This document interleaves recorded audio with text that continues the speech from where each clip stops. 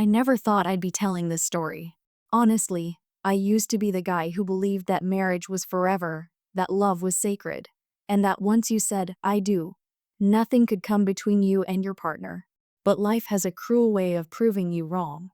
My name is Daniel, and this is the story of how the woman I loved more than life itself, my wife, Rebecca, destroyed our marriage, and how I gave her a revenge she'll never forget. But let me take you back to the beginning. Rebecca and I met in college. She was this bright, ambitious woman who lit up every room she entered. I wasn't the most confident guy, but when she smiled at me that first day in the library, I swear my world shifted. We started dating, and within a few months, I knew she was the one. We were young, broke, and crazy in love. We didn't care about fancy dates or material things. All we needed was each other. After graduation, I landed a decent job in finance, and she pursued a career in marketing. We built everything together from scratch, our first apartment, our savings, our dreams. And when I finally proposed to her under the city lights, she cried and said yes without hesitation. Our wedding was small but beautiful. Standing there, looking into her eyes, I thought I was the luckiest man alive. Everyone told us we were the perfect couple. And for years, I believed that. But here's the thing about betrayal. You never see it coming. At first, married life was everything I wanted. We traveled, laughed, argued over silly things, made up just as quickly, and talked about our future constantly. We dreamed of buying a house, raising kids, maybe even starting a small business together. Life felt secure. But then, little by little, things started to change. Rebecca became distant. At first, I thought it was work stress. She had just gotten promoted at her firm, and her hours were longer. She came home late, often too tired to even talk. I tried to be supportive, making dinner for her, leaving her notes, even planning surprise date nights to remind her that I was here, waiting, loving her. But she always had an excuse. Meetings ran late. She was exhausted. She wasn't in the mood. I told myself it was just a phase. Every couple goes through rough patches, right? I believed that once things settled at her job, we'd go back to the way we used to be. But the signs kept piling up. She guarded her phone like it was made of gold. She changed her passcode, something she'd never done before. She spent hours texting, smiling at her screen, only to quickly hide it when I walked into the room. I tried not to jump to conclusions. I trusted her. She was my wife, my partner, my everything. But doubt has a way of eating you alive. One night, she came home late again, claiming she had to stay for a client dinner. She smelled different. Not bad, just different. Like a cologne that wasn't mine. "Babe, you okay?" I asked gently. "Of course," she snapped, her tone sharper than usual. Why wouldn't I be? I didn't push it.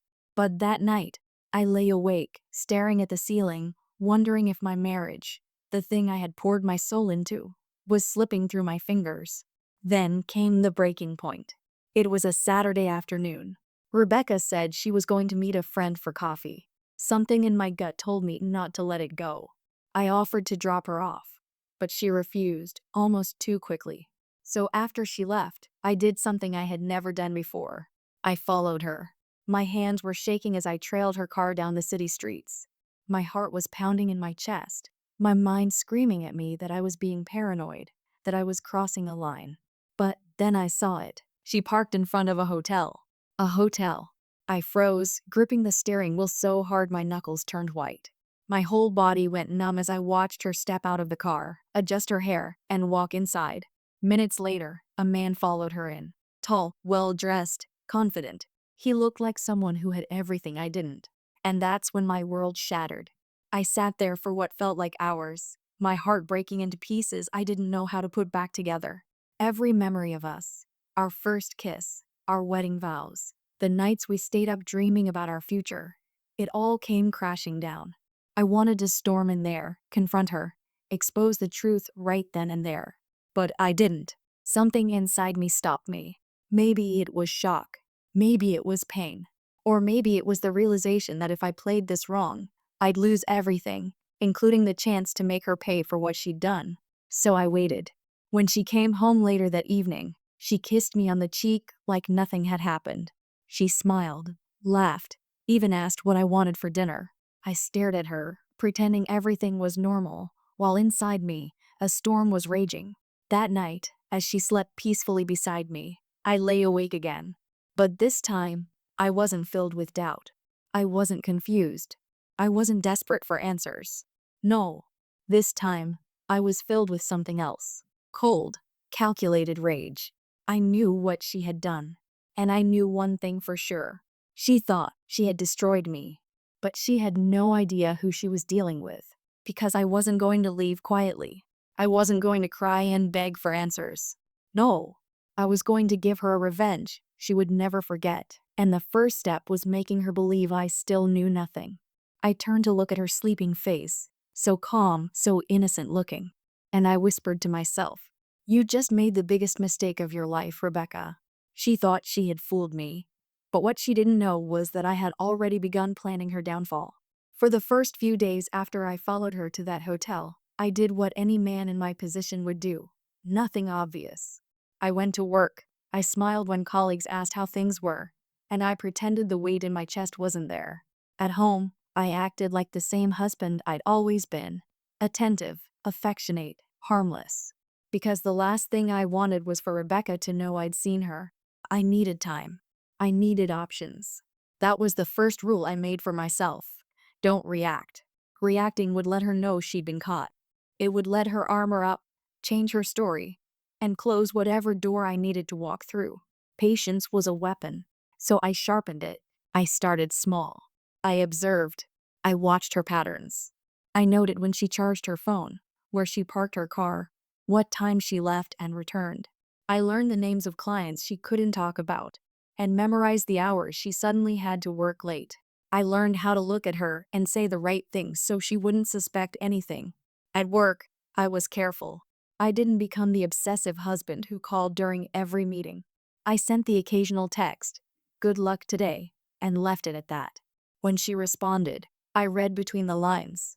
Old habits die hard. I wanted to believe she'd come back to me, but every smile on her face seemed smaller, like someone had pinched the life out of it. One evening she said, "Daniel, can you pick up something from the office?" I left my laptop bag there. Her voice was casual. Too casual. My stomach dropped. "Sure," I said, keeping it light. "Where's the office?" She gave me an address I didn't recognize. I didn't ask questions. I followed her lead and promised I'd get it later that day. When I arrived, I told the receptionist I was Rebecca's husband and had come for a forgotten bag. The woman hesitated, then disappeared into the back. I stood there, palms sweating, practicing the face of a man who didn't know anything. Then I saw Rebecca through frosted glass in a meeting room, laughing with the man from the hotel. Not just a laugh, a loose, intimate laugh that belonged to two people who'd been investing in each other's secrets for a while. I left without the bag. Instead, I began to collect evidence. Call it morbid curiosity or the groundwork for the revenge I'd sworn to give her. Either way, I started keeping records. I printed receipts. I took notes. I kept copies of dates and times. If you're going to take someone down, you don't rely on feelings. You rely on facts. But even as I planned, a part of me wanted to stop. There's a different kind of pain in knowing things versus not knowing. I had thought ignorance was the worst. It turned out knowledge cut deeper. I'd catch myself staring at our wedding photo and wondering when the line between love and habit had blurred for her. How long had she been looking for something I didn't have? How many nights had she gone to bed thinking of someone else? That question, how long, haunted me. Then, the first confrontation happened. Not the yelling, dramatic kind I'd imagined when I first followed her into that hotel. No, it was a small, ridiculous thing. A spill. Coffee on the kitchen floor. She cursed, bent down to wipe it, and I watched her hands. They were the same hands that had once held mine like a lifeline. Her fingers shook, and for a second she looked human again. "Are you okay?" I asked. She looked up, eyes rimmed with the faintest shadow. "I'm fine. Just tired." "Is it work?" I pushed soft. I wanted to see her flinch, to give me any sign that she was breaking. She didn't. "Yeah." She kissed my cheek, and it felt like a stranger's kiss. "Just leave it, Danny. You worry too much." I laughed it off, But that night I texted an old friend of hers, Maya, someone I knew from the early days when Rebecca and I were inseparable socially. I didn't tell Maya why I was texting. I asked innocently, "Have you seen Beck? She's been off lately." Maya's reply came back quicker than I expected. "Yeah. She's been different. Busy. Seeing someone? Not sure. Maybe it's nothing. Not sure." That's all I needed. I could have confronted Rebecca then, dragged everything into the light, demanded explanations. But doing that would have ruined whatever advantage I still held. So I made a different choice. I let the conflict simmer, and I fueled it quietly. At night, I would sit in the car outside her office and watch the building's lights go off one by one. I learned the faces of her colleagues. I noted the names on meeting invites. Every breadcrumb mattered. I stored photos on a hidden folder in my phone, under a name no one would think to look for. I made copies of text messages when she left her phone unattended, small screenshots, seemingly innocent. But I copied them into a private drive. The more I found, the angrier I got, not just for myself, but for the life we'd both invested in. Rebecca didn't just betray me, she betrayed the future we'd promised each other in that tiny chapel, with her aunt crying in the front row. She had weaponized our past into a shield for her lies. And yet, there was another layer to this that I hadn't expected: sympathy. It's strange how close anger and pity can be. There were moments when I caught myself thinking about what would make her stray. Loneliness, greed, a hunger for something bigger. Maybe she'd fallen into something because she was unhappy, not because she was cruel. That thought made my rage more complicated, but it did not make it disappear. A week later, my world tilted again. I came home late, somewhere past midnight. Rebecca wasn't in bed. The house was quiet, the kind of quiet that presses on your ears. On the kitchen table, there was a glass with lipstick at the rim, my color, no less. My throat closed up. I kept walking. Then my phone buzzed. An unknown number. A single line of text. "Tonight at 9. Don't screw it up." No signature. No name. My heart hammered so loud I thought our neighbors would hear it. I stared at the message until the words blurred. 9? Tonight? Who? My mind raced through the possibilities, and none of them were good. I wanted to call Rebecca then, to wake her up and confront her right there in the kitchen. Instead, I did the most detached thing I could think of. I replied, "Who is this?" There was no immediate answer. The minutes crawled. I felt ridiculous, like a spy in a cheap movie. Then, another buzz.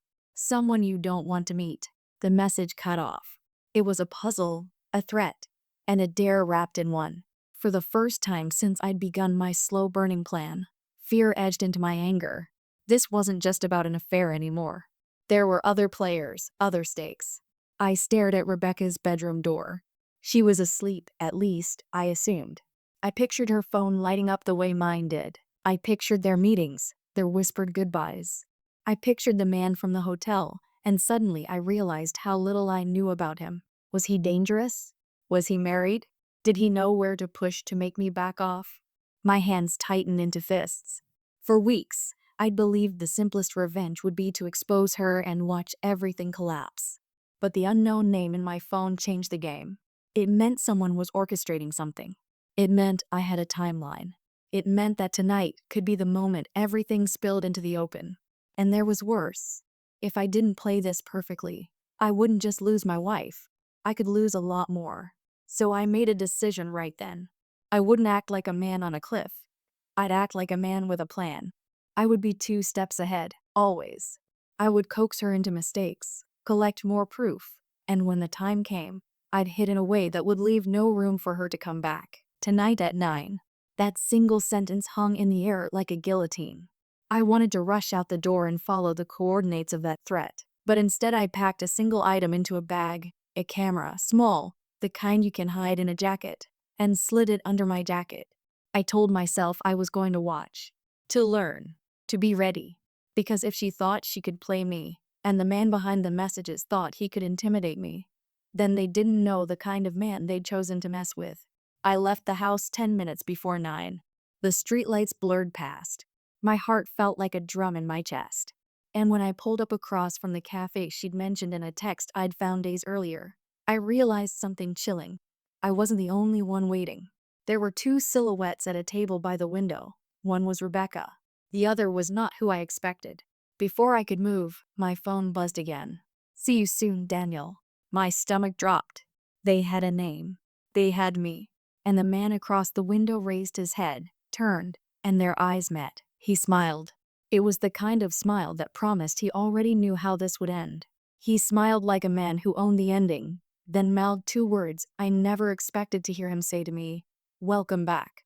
When his lips formed those two words, "Welcome back," a chill ran through me so sharp it felt like knives on my skin. My brain scrambled to make sense of it. Back. Back from where? I had never seen this man before in my life. And yet, his eyes locked onto mine with a confidence that suggested otherwise. I ducked lower in my car seat, pulse racing. Rebecca sat across from him, sipping her coffee, smiling in that soft, secret way I hadn't seen in months. She wasn't just comfortable with him, she was at home with him. And that realization hit harder than any confession could have. My phone buzzed again. Same unknown number. "Come in. Don't make me ask twice." My breath caught. He knew I was here. Somehow, he had eyes on me. I considered leaving, driving away, pretending this had never happened. But then, I thought about Rebecca's laughter drifting through that cafe window, about the promises we made at the altar, about the nights I stayed awake planning her downfall. No, if I left now, I'd never forgive myself. So I straightened my jacket, checked that the camera inside was secure, and stepped out of the car. The bell over the cafe door jingled as I entered. The smell of roasted coffee beans and sugar hit me, but all I felt was tension. Rebecca's smile faltered when she saw me. Her eyes widened, panic flashing across her face. "Daniel? What are you doing here?" she stammered. I didn't answer her. I looked at him, the man. He was taller up close, with sharp features and a suit that looked like it cost more than my car. His confidence wasn't arrogance. It was something colder, more deliberate. "Sit," he said, gesturing to the empty chair beside Rebecca. His voice was smooth, practiced. The kind of voice that belonged to someone used to giving orders. Against my better judgment, I sat. My legs felt heavy, like each step was dragging me deeper into quicksand. "Daniel, this is Eric," Rebecca said quickly, her tone trembling. "He's just a client from work." Eric chuckled softly, shaking his head. "Is that what we're calling it, Rebecca?" His eyes never left mine. My stomach twisted. So this was him, the man she'd been sneaking around with. I forced my voice to stay calm. "What do you want from me?" Eric leaned forward, lacing his fingers together. "You're smarter than most men in your position. You didn't barge into that hotel. You didn't throw a fit. You waited. You observed. That tells me you're capable of playing the long game. And I like men who can play." "What game?" I snapped, trying to mask the tremor in my voice. Rebecca reached for my hand, but I pulled it away. "Daniel, please, it's not what you think." Eric cut her off with a raised hand. "Don't insult him, Rebecca. He knows exactly what's going on. What he doesn't know." He paused, letting the silence hang heavy. "Is why." I clenched my fists under the table. "Then enlighten me." Eric's smile widened. "I didn't steal your wife. She came willingly. And not just because of me, but because of you." The words hit like a hammer. I opened my mouth to argue, but Rebecca's silence screamed louder than anything she could have said. She looked down, her lips pressed tightly together, as if confessing without speaking. My chest ached. "So that's it? I wasn't enough for you, Rebecca?" Tears welled in her eyes. "Daniel, I never meant for it to happen this way." Eric leaned back, satisfied. "Marriage is a contract, a deal. And deals break when one side fails to deliver. Isn't that right, Daniel?" I wanted to lunge across the table, to wipe that smug grin off his face. But a colder, darker part of me whispered, "Patience. Don't lose control. Not yet." So I swallowed the fire in my throat and forced a calmness I didn't feel. "If you think you've won, you're wrong. This isn't over." Eric tilted his head, studying me like I was a puzzle piece he hadn't placed yet. Then, he leaned closer and whispered, "Good. I like it better when it's not over." I stood abruptly, nearly knocking my chair back. Rebecca reached for me again, desperation in her voice. "Daniel, please, let's just talk about this." But I couldn't. Not here. Not now. I stormed out of the cafe, my mind spinning. Outside, the night air was cold, but my body burned with rage. My phone buzzed one last time. Another text from the unknown number. Consider this your warning. You're not playing against just her anymore. The drive home was a blur. My thoughts collided, tangled, and broke apart again. Eric wasn't just some fling. He was calculated, confident, dangerous. This wasn't about love. It was about power. He wasn't just sleeping with my wife. He was testing me, baiting me, daring me to fight back. And Rebecca, she didn't deny it. Not really. She hadn't begged for forgiveness. She hadn't sworn it was a mistake. She had just sat there, silent, complicit, guilty. When I walked into our house, it felt foreign, like I was stepping into a stage set built for someone else's life. I went straight to the bedroom, pulled out my laptop, and opened the hidden folder where I kept my evidence. Photos, screenshots, notes, proof. For the first time, I saw the bigger picture forming. This wasn't just an affair, it was leverage. Eric wanted something, and Rebecca was part of his plan. The question was, what? That night, I couldn't sleep. I lay in bed next to her, listening to the rhythm of her breathing, wondering how long she had been lying beside me while giving her soul to another man. My mind played the cafe scene over and over. The smile, the text, the words "welcome back." What did he mean by that? I didn't know the answer yet, but I knew one thing. If Eric thought he could toy with me, he was dead wrong. By morning, I had made up my mind. I wasn't going to confront Rebecca, not directly, not yet. Instead, I would let her dig herself deeper. I'd watch her betray herself with every lie she told, and when the time came, I'd have everything I needed to end her.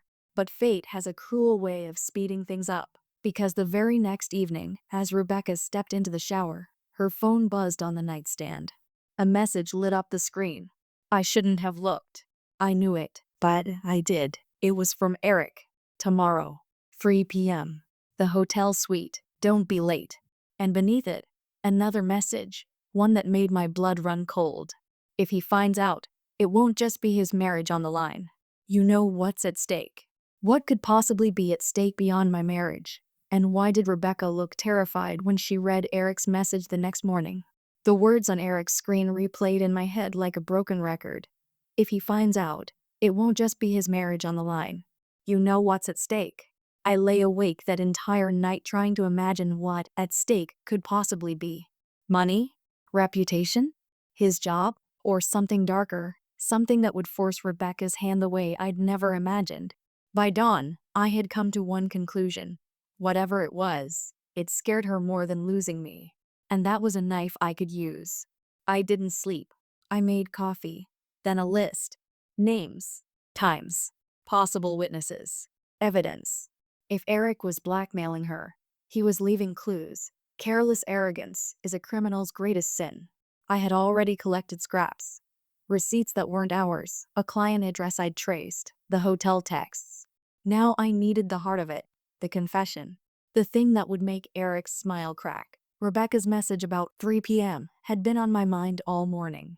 The suite at the hotel. Tomorrow, or rather today. I pictured the room like a stage where the final act would begin. I could storm in and demand answers. I could yell until my voice broke and let the neighbors listen as my marriage shredded. Or I could do something smarter, more surgical. I grabbed the camera I always kept under my jacket, the small one with a clip, and practiced the angle, the way it would record someone's face without them knowing. I downloaded audio software to a thumb drive. I printed extra copies of every email and screenshot I had. Then I called one person I trusted more than anyone. Maya. Maya, she said, sounding surprised and tired. Is everything okay? Meet me at the cafe near the office in an hour, I said. Bring your laptop. Don't tell Rebecca. Silence then. Daniel, you're scaring me. But I'll be there. When she arrived, she looked older than when I'd first met her, worn around the edges, like the years had carved lines no makeup could hide. I slid the printed screenshots across the table. Her face went pale. This is big, she whispered. If Eric's involved, if Rebecca transferred money or leaked client data, this is corporate suicide. People go to jail for this. That's the point, I said bluntly. If he has leverage, he's using it to control her. I need to know what he wants. I need him to talk. Maya rubbed her temple. You can't record somebody without their consent in a lot of places, Daniel. And if you go in there alone, he could have people. He could be dangerous. I know. I folded my hands and looked at her. That's why I'm not going in alone. I want you to keep your laptop open and ready. If we get a confession, anything incriminating, we upload it to the cloud and send copies to multiple people. HR a lawyer. My boss. Whoever will make sure Eric can't bury this. Maya nodded slowly, the ethical line blurring into something sharper. Survival. Okay. But if it goes sideways, call me immediately. Don't play hero. I promised her I wouldn't. It was a lie I would later explain away, because revenge is never entirely clean. At 2:30 p.m., I sat in my car across from the hotel and watched the revolving doors like someone watching the ocean, counting tides. People came and went. Businessmen, lonely tourists, the kind of life that goes on when your world has stopped. My hands were steady, but my chest felt like a drumline. I clipped the camera inside my jacket and switched it on. It hummed faintly against my ribs. At 2:55, a man in a concierge suit opened the lift and called the 12th floor. A bellhop wheeled a cart loaded with a champagne bucket and 2 glasses down the hall. My heart kicked. That could be Eric's signal. It could be anything. At 2:58, Rebecca's car pulled into the valet. She was alone. She looked exhausted, but there was something else. Resolve? Fear? I couldn't tell. She walked into the hotel without looking at me, and for a second, a strange vertigo hit me. For all my plans, she could still surprise me. Maya texted. Ready. Laptop open. Call if you need backup. I took a deep breath and went to the elevator. The corridor to the suite was carpeted in a thick, muffled silence. I could hear my own steps in my ears, like a drumbeat counting down. The door to 1204 stood at the end of the hall like a challenge. I reached into my jacket and felt the camera's warm weight. My hand was on the handle when a voice to my left cut through the corridor. Going somewhere, Daniel? I turned. Eric stood leaning against the wall, hands in his pockets, smiling like a man who'd put his thumb in a scale and waited for the world to tip his way. Beside him, as if conjured by the same darkness, were 2 men in plain clothes, suits, no name tags, eyes that didn't miss much. My throat tightened. You. Eric chuckled. I had hoped you'd be less predictable. But then again, you've been a fine little study. Watching, collecting. A very theatrical husband. Where's Rebecca? I demanded. Inside. Eric's smile widened. But I think she wants to see you first. Before I could move, Rebecca's door burst open. She stumbled into the hall, hair damp from a shower, her face pale and raw. She held something in her hand, an envelope, thick and bulging. Her eyes found mine, and in them I didn't see guilt, exactly. Not the kind I expected, but sheer terror. Daniel, she whispered, voice cracking. Please. Eric put a finger to his lips. Shh. Let him listen. You deserve to hear the whole story. He turned to the men in suits and nodded. One of them stepped forward and held up his phone. On the screen, a live recording was already running. My stomach dropped. What is this? I said, suddenly aware of the camera hidden under my jacket like a foolish boy with a pebble. Eric laughed, soft and controlled. Congratulations, Daniel. You brought your own video crew. How considerate. He flicked his thumb and a new phone screen lit up. On it, a file name scrolled. Bank transfer. My eyes stung. That envelope in Rebecca's hand, the bulging thing. Was it full of receipts? Confessions? Evidence that could bury both of us? Rebecca swayed, clutching it to her chest like a shield. He said if I didn't help him, he'd make sure you lost everything. He has copies. He has emails. He says I wired money. Eric stepped closer, so close I could see the minuscule scar along his jaw. She did help, because she wanted something else. Protection. Something to keep the life she loved. My world narrowed to Rebecca's face. Is it true? I asked. My voice sounded like it belonged to someone else, shallow, remote. She nodded, tears spilling free now. I got scared, Daniel. I made a stupid choice. He promised he'd fix it. For a price. Eric raised his hand. And now the price is rising. You should have stayed ignorant, Daniel. It would have been kinder. The two suit men exchanged a glance and one spoke into his sleeve, calm businesslike. We can sort this quietly, or we can expose everything. Your call. My hands balled into fists. I had come here to extract a confession. Instead, I'd walked into a courtroom without a judge. Eric's smile was the same as when I'd first seen it in the cafe, but it had teeth now, a predator's grin. Rebecca opened the envelope and fumbled out a stack of printed bank transfers, each with the same memo line. Client retainer, immediate transfer. My stomach plunged. The numbers were big enough to ruin us. This isn't just marriage, Eric said softly. This is embezzlement, Daniel. Or at least, it can look like it. And you, my friend, are the perfect fall guy. My vision tunneled. My mind, that obedient factory of plans and contingency, began to cough and sputter. Had she moved money? Had she wired company funds to him? Was the woman I loved capable of this kind of betrayal? And more importantly, did Eric have enough proof to pin it on me? Before I could say anything, one of the men in suits stepped forward and extended a small recorder toward Eric. Do it, he said. Eric took a breath and smiled like a man delivering bad news at the dinner table. Rebecca admitted the transfers were to cover debts she ran into after a bad investment. She thought she could fix it. She thought I could help. But she also thought she could keep you in the dark. Rebecca dropped to her knees in the hallway, clutching the papers.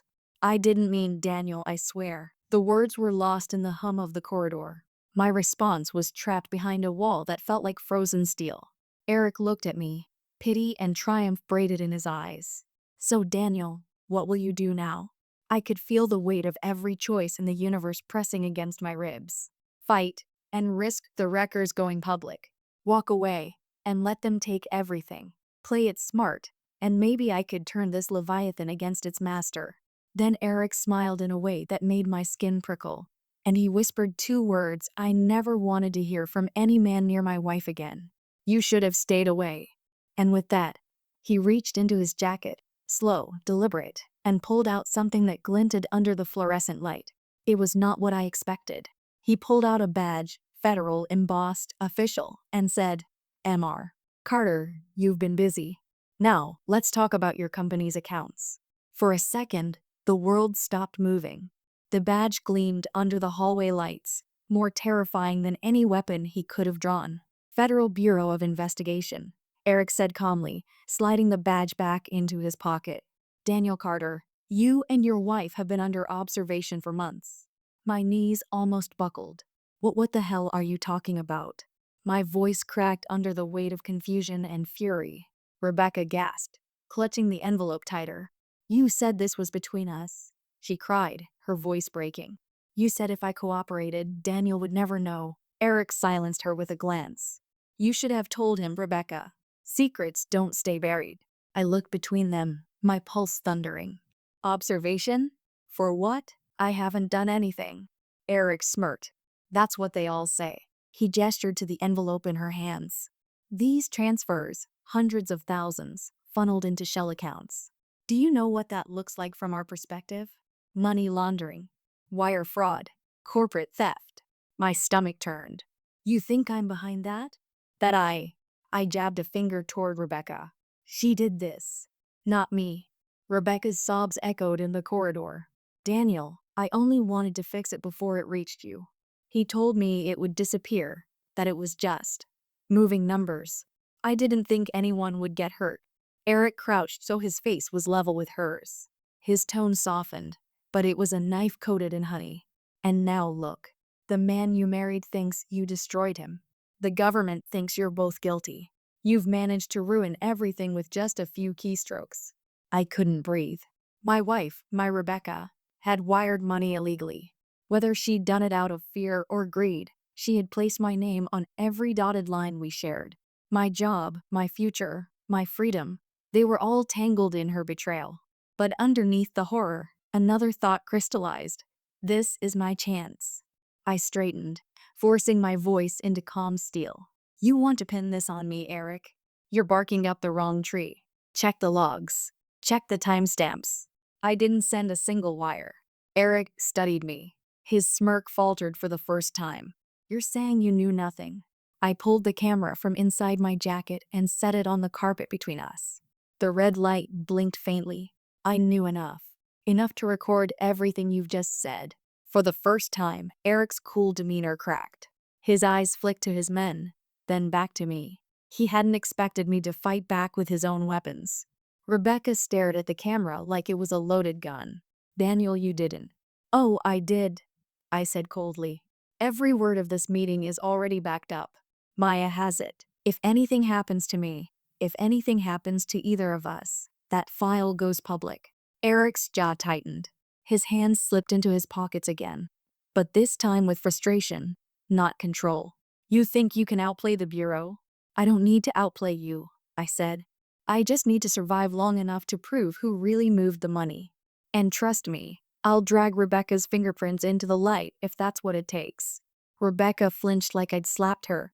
Daniel, please. Don't do this. I only wanted to protect you. Protect me? I snapped, my voice trembling with rage. You dragged me into the fire and handed me the matches.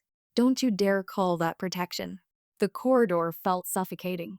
The two agents shifted uneasily, their eyes on Eric. He was losing control, and they knew it. Finally, Eric sighed, his mask slipping back into place. Fine. You want to play the hero husband? Be my guest. But know this. Whether it's your wife's mistake or your negligence, the system doesn't care. Someone pays. And I don't mind watching it be you. He turned sharply and motioned for his men.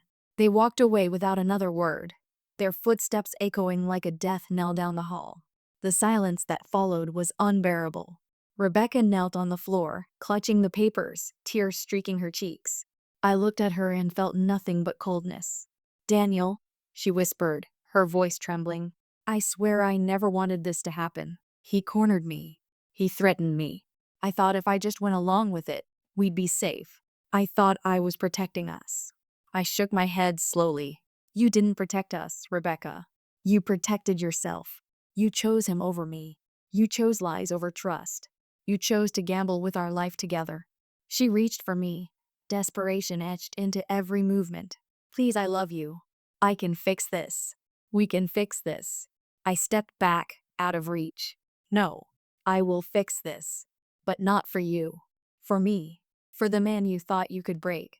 Her sobs filled the hallway as I turned and walked away. Each step felt like shedding a chain, but the weight of betrayal still pressed on my shoulders. The next few weeks were chaos. Investigations opened. Lawyers called. Rebecca's firm distanced itself from her, and Eric vanished into the bureaucratic fog he controlled. But my camera's recording, combined with the files Maya had uploaded, gave me leverage. Enough to prove that Rebecca was complicit. Enough to show I was kept in the dark. I wasn't free yet, but I wasn't trapped either. I had maneuvered myself into the one position Eric hadn't expected. Survival. And Rebecca.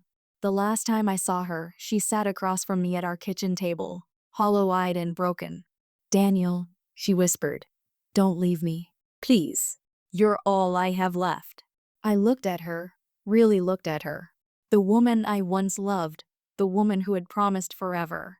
And all I saw was a stranger who would burn the bridge between us for a man who offered her nothing but ruin. You destroyed our marriage, Rebecca, I said quietly. And now you'll live with the ashes. I stood, grabbed my bag, and walked out the door. She cried out after me, but I didn't look back. Not this time. Because revenge wasn't about yelling or throwing punches. It wasn't about making her hurt the way she made me hurt. It was about walking away with my head high while she drowned in the consequences of her choices. And that was a revenge she'll never forget.